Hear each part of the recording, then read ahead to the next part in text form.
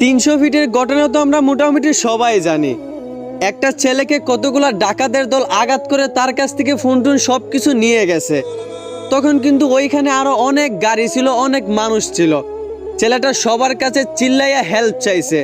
কেউ তাকে হেল্প করবে দূরের কথা, কেউ গাড়ির কাজটা নামাইয়া দেখে নাই পর্যন্ত যে ওইখানে আসলে কি ঘটতেছে।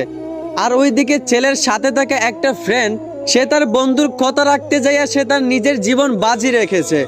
বিপদের সময় বন্ধুত্বের পরিচয় দিয়েছে। আসলে বন্ধুত্ব এরকমই হওয়া উচিত। আর ওইদিকে বাকি মানুষগুলা, তারা ছেলেটাকে হেল্প করবে দূরের কথা, গাড়ির কাজটা নামাইয়া একটু দেখলো না পর্যন্ত যে আসলে ওইখানে ঘটনাটা কি ঘটতেছে। আসলে ভাই আমি একটা জিনিস বুঝলাম না, একজন মানুষ হয়ে অন্য একজন মানুষের বিপদ মানুষ তাকায় তাকায় কিভাবে দেখতে পারে? তাদের ভিতরে কি একটু মানুষত্ব নাই? একটা কথা মনে রাখেন ভাই, এক মাঘে কিন্তু কখনো শীত যায় না। আজ হয়তো আপনি অন্য একজনের বিপদ তাকায় তাকায় দেখতেছেন, কিন্তু এমন একটা সময় আসতে পারে যেদিন আপনি বিপদে পড়বেন আর মানুষ তাকায় তাকায় আপনার সেই বিপদটা দেখবে, কেউ আপনাকে হেল্প করতে আসবে না।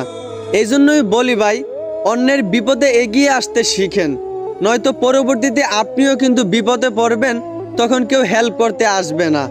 আশা করি বুঝতে পারছেন। ধন্যবাদ।